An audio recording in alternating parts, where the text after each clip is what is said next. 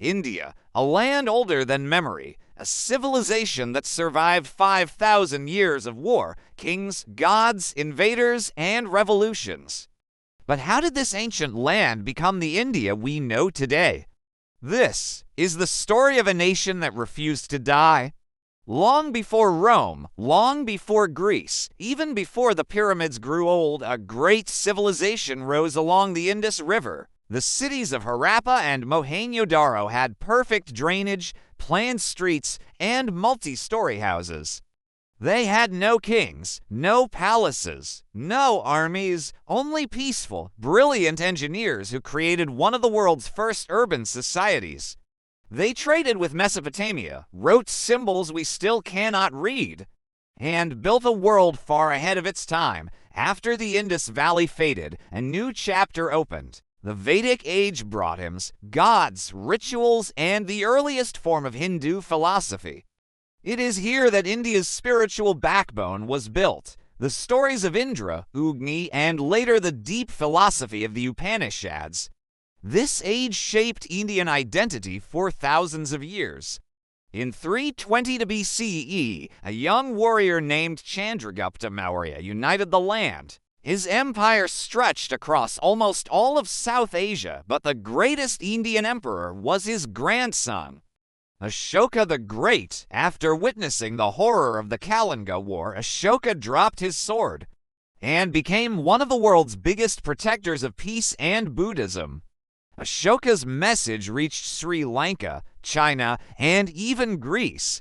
From 320 to 550 CE, India reached its cultural peak. The Gupta Empire brought advances in mathematics, astronomy, medicine, art, and literature.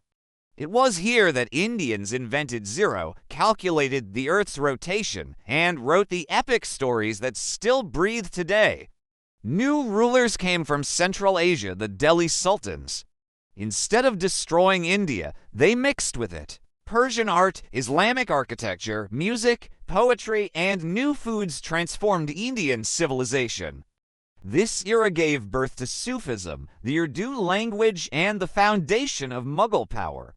In 1526, Babur founded the Mughal Empire, one of the greatest empires in world history. His grandson Akbar the Great built a kingdom of tolerance, a place where Muslims, Hindus, Sikhs, and Christians lived under one umbrella. Mughal India produced unmatched architecture, the Taj Mahal, palaces, gardens, poetry, music, a period many call India's second golden age.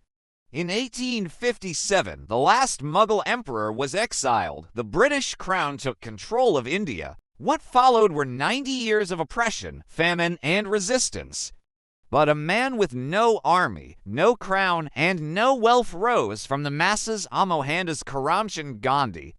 With non-violence as his weapon, he shook the strongest empire on earth. On August 15, 1947, after centuries of kingdoms and colonies, India finally breathed free.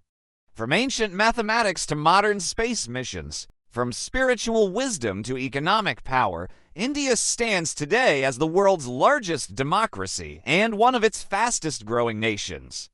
India's history is not just a timeline, it is a heartbeat. A story of survival, genius, and transformation. A reminder that no matter how many times a nation falls, it can rise again stronger, brighter, and more united than ever. Thanks for watching.